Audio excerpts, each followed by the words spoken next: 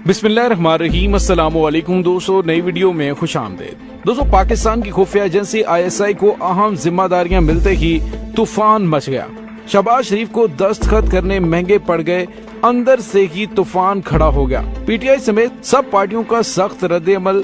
राना सनाउल्लाह को भी कप्तान की गिरफ्तारी का बयान देना महंगा पड़ गया। पूरे पाकिस्तान से सख्त रिएक्शन। जबकि स्टेट बैंक ऑफ पाकिस्तान के मौजूदा गवर्नर ने इमरान खान की पॉलिसीज के हवाले से ऐसा बयान दे दिया कि मौजूदा हुकूमत मुंह दिखाने के लायक न रही।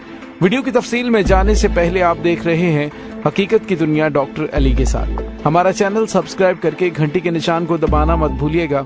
इस वीडियो को ज्यादा से ज्यादा फेसबुक, व्हाट्सएप और सोशल मीडिया पर शेयर जरूर करें। शेयर और लाइक करने के साथ साथ कमेंट बॉक्स में पाक फौज जिंदाबाद, पाकिस्तान पाइंदाबाद और पाकिस्तान के गुमनाम हीरोज को सलाम का नारा कमेंट जरूर कीजिएगा। दोस्तों, जैसे जैसे वक्त गुजर रहा है, इदारों की जानिब से जो रिपोर्टें आ रही हैं उससे पता चल रहा है कि इम्पोर्टेड हुकूमत की जानिब से दिन रात इमरान खान पर इल्जामात लगाकर प्रोपेगेंडे के सिवा कुछ नहीं किया जा रहा। जो ये कह रहे हैं कि इमरान खान मुआशी सुरंगें लगाकर गए थे, हमें पता ही नहीं था। लेकिन दोस्तों, यहाँ पे आपको ये बताते चले कि अब इसी इम्पोर्टेड हुकूमत के अपॉइंटेड गवर्नर स्टेट बैंक की जानिब से एक ताज़ा तरीन इंटरनेशनल मीडिया को दिए जाने वाले इंटरव्यू में इंकशाफ किया गया कि इमरान खान की पॉलिसीज इतनी जबरदस्त थी कि उन्होंने कोरोना क्राइसिस के दौरान न सिर्फ पाकिस्तानी मईशत को सही मानों में आगे बढ़ाया, बल्कि उनकी पॉलिसीज की वजह से पाकिस्तान सही मानों में हकीकी तरक्की की जानिब गामजन हो गया था। दोस्तों, ये बयान इस इम्पोर्टेड हुकूमत के इमरान खान के खिलाफ किए जाने वाले प्रोपेगेंडे का मुंह तोड़ जवाब है कि इदारों की जानिब से कहा जा रहा है कि इन्होंने आकर पाकिस्तान की तरक्की को न सिर्फ ब्रेक लगाए बल्कि पाकिस्तान की इकोनॉमी को तबाह करके रख दिया। दोस्तों, यहाँ पे आपको ये बताते चले कि इमरान खान का भी कहना है कि शहबाज शरीफ बूट पॉलिश करके इक़्तिदार में आए हैं तो अब जिम्मेदारियां संभालें, इधर उधर ना भागो, ठीक करके दिखाओ। बारूदी सुरंगें आप बिछा कर गए थे, हमने मुल्क को उठाया है, साजिश आपने की, मुल्क संभालो, इधर उधर भाग कर तमाशे ना करो। और दोस्तों, इसमें कोई शक नहीं कि जनरल कमर जावेद बाजवा की जानिब से कहा गया था कि मुफ्ता इस्माइल ने, जैसा मैंने आपको प्रीवियस वीडियो में बताया कि मुफ्ता इस्माइल ने कहा था कि इसहाक डार इकोनॉमी के अंदर ऐसे ऐसे बम्स लगा कर गए हैं कि आने वाली हुकूमत 3 साल तक सीधी नहीं हो पाएगी। लेकिन इमरान खान जो नतजर्बा कार भी थे सियासत में, उन्होंने आते ही इतने रेवोल्यूशनरी इकदाम किए कि आपने देखा कि पाकिस्तान के कौमी खजाने में इतनी बड़ी रकम छोड़ कर गए। लेकिन इस इम्पोर्टेड हुकूमत ने आते ही पाकिस्तानी इकोनॉमी का भट्टा बिठा दिया।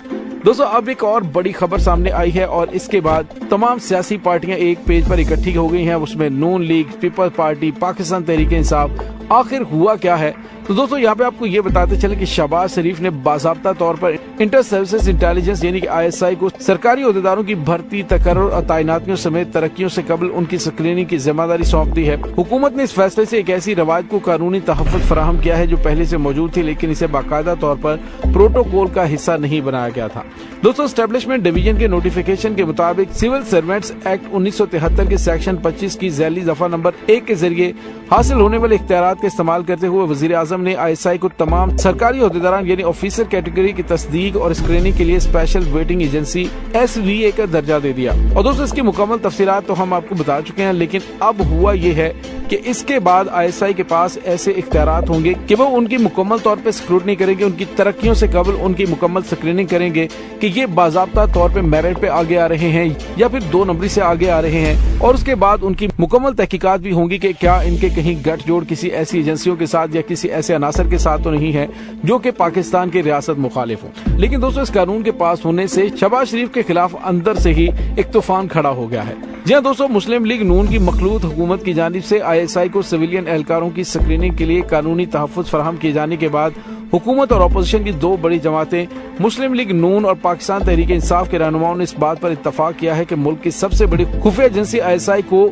सिविलियन कंट्रोल में होना चाहिए और पार्लियामेंट को जवाबदेह होना चाहिए। और इस सिलसिले में नून लीग के सीनियर रहनुमा परवेज रशीद ने कहा कि अगर सिविलियन ऑफिसर्स की छानबीन का फरीजा ISI की जिम्मेदारी में शामिल किया जाए तो फिर ISI को भी सिविलियन इंतजामिया के जेर सपोर्ट होना चाहिए और पार्लियामेंट को जवाब दे भी। तहरीक इंसाफ के रहनुमा फवाद चौधरी ने परवेज रशीद की तायीद करते हुए कहा कि परवेज रशीद दुरुस्त कह रहे हैं, अगर इदारों ने अपना किरदार और बढ़ाना है तो फिर इसकी कीमत आपको अवामी एहतसाब की सूरत में चुकानी होगी। उन्होंने कहा कि इदारे ने सोचना है कि इसने पाकिस्तान की सियासत में क्या किरदार अदा करना है।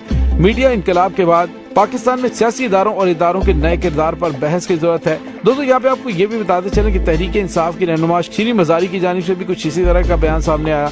پیپلز پارٹی کے سینئر رہنما اور سابق چیئرمین سینٹ رضا ربانی نے بھی اس عمل کو حیران کن قرار دیتے ہوئے کہا کہ سرکاری ملازمین کی شمولیت، تقرروں اور تعیناتیوں کے ساتھ ترقیوں سے قبل ان کی اسکریننگ کا اضافی کام مشرقی مغربی سرحدوں، افغانستان، کشمیر، اندرونی دہشت گردی اور متعلقہ مسائل کی صورتحال کو مد نظر رکھتے ہوئے ISI پر زیادہ بوجھ ڈالنے کے مترادف ہے۔ سینٹ کے سابق چیئرمین نے کہا کہ نوٹیفیکیشن ریاست کے سویلین کاموں میں اعتماد کی کمی کی نشاندہی کرتا ہے اور سول اور ملٹری بیوروکریسی کے درمیان فرق کو بھی دھندلا دیتا ہے۔ انہوں نے کہا کہ آئین اور سول سروینٹ ایکٹ 1973 جامع قوانین تھے اور اس میں سرکاری ملازمین کی اسکریننگ کی ضرورت نہیں تھی۔ تو دوستو، آپ کو اندازہ ہو جانا چاہیے کہ سرکاری ملازمین کی اسکریننگ پاکستان کے اندر دشمن کے اعلی کار بنے ہوئے افراد اور خاص طور پر ریاست مخالف سرگرمیوں میں ملوث افراد کے گرد گھیرا تنگ ہو جائے گا۔ اب اسی وجہ سے تمام پارٹیوں کی چیخیں نکلنا شروع ہو گئی کہ تمام پارٹیوں نے اپنے اپنے مفادات کے لیے آفیسرز کو لگایا ہوا ہے، وہ کس بیس پر اپوائنٹ ہوئے تھے اور ان کی ترقی کس بیس پر ہوئی، آیا اس کی ترقی کے پیچھے اس کی پرفارمنس ہے یا پھر حکمران جماعت کے جوتے پالش کرنا۔ تو دوستو، اسی وجہ سے تمام سیاسی پارٹیوں کو نہ صرف آگ لگ گئی ہے بلکہ شہباز شریف کو اندر سے بھی شدید ترین تنقید کا سامنا ہے۔ تو دوسری جانب ہیومن رائٹس کمیشن نے بھی کہا کہ اگرچہ یہ عمل پہلے سے موجود تھا لیکن یہ جمہوری اصولوں کی خلاف ورزی ہے۔ اگر پاکستان کو جمہوریت کے طور پہ آگے بڑھنا ہے تو سویلین معاملات میں فوج کے کردار کو کم کرنے کی ضرورت ہے۔ اور دوستو، جب ہیومن رائٹس کے نام پر پاکستان کی مسلح افواج اور پاکستان کے خلاف ڈرامے بازی کی جاتی ہے تو اب یہ چیزیں ISI کے کنٹرول میں ہونے کی وجہ سے ان کے لیے بھی مسائل پیدا ہوں گے۔ ابھی اب دیکھیں گے انٹرنیشنل سطح پر بھی اس حوالے سے ریئیکشن آئے گا، کیونکہ انہیں پتا ہے کہ ان کی تمام سازشوں کے کردار اگر پکڑے گئے تو انہیں پاکستان کے اندر سہولت کار نہیں مل سکیں گے۔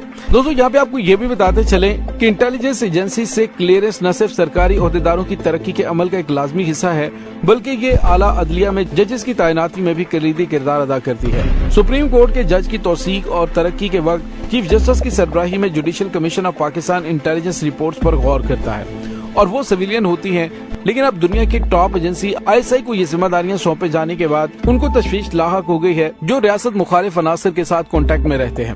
دوستو، یہاں پہ آپ کو یہ بھی بتاتے چلیں کہ اب دوسری جانب رانا ثناء اللہ کی جانب سے عمران خان کو گرفتار کرنے کی دھمکیاں دینا مہنگا پڑ گیا ہے۔ پورے پاکستان اور سوشل میڈیا پر عمران خان کی گرفتاری یا ان کی جان کو خطرے کے حوالے سے #ٹرینڈ کر رہا ہے اور پورا پاکستان اس وقت امپورٹڈ حکومت کے خلاف ہو چکا ہے۔ دوستو، یاد رہے PTI کے رہنما بابر اعوان نے اپنی ویڈیو پیغام میں چیئرمین پاکستان تحریک انصاف اسلام آباد کے آنے کی اطلاع دیتے ہوئے کہا تھا کہ پاکستان کی حالیہ تاریخ کے انتہائی اہم گھنٹے شروع ہو چکے ہیں۔ ان 24 گھنٹوں کے اندر عمران خان کی جان کو شدید خطرہ لاحق ہے۔ انہوں نے عوام، اداروں اور انسانی حقوق کی تنظیموں کو مخاطب کرتے ہوئے کہا کہ کچھ اونچی دیواریں اور بند کمروں کے پیچھے ان کے قتل کی سازش ہو رہی ہے۔ مصدقہ اطلاعات کے مطابق بنی گالہ کے اطراف میں کچھ لوگ دیکھے گئے ہیں۔ غیر سرکاری حلقوں کا کہنا ہے کہ رات کے وقت عمران خان کے گھر پر دھاوا بولا جائے گا اور اس دوران ان کی جان لینے کا خدشہ ہے۔ بابر اعوان نے کہا کہ عمران خان کو سب سے زیادہ خطرہ آنے والے 24 سے 48 گھنٹوں میں ہوگا۔ قوم کل کی رات بنی گالہ کو ذہن میں رکھے، کبھی کبھی لمحے ایسے خطا کرتے ہیں کہ جس کی سزا صدیاں بھگتتی ہیں۔ سب کو جاگنا ہوگا، عوام کو بھی، قانون نافذ کرنے والے اداروں کو بھی۔ ادارے عمران خان کی جان کی سلامتی اور تحفظ کے لیے اقدامات کریں۔ دوستو، اس تمام صورتحال کے بارے میں آپ کا کیا کہنا ہے؟ کمنٹ سیکشن میں اپنے خیالات کا اظہار ضرور کیجیے گا۔ اس کے ساتھ ہی ڈاکٹر علی کو اجازت دیجیے، انشاءاللہ بہت جلد ملتے ہیں ایک نئی ویڈیو میں۔ تب تک کے لیے اپنا بہت سارا خیال رکھیے گا۔ پاک فوج زندہ باد، پاکستان پائندہ باد، پاکستان کے گمنام ہیروز کو سلام، اللہ وارث۔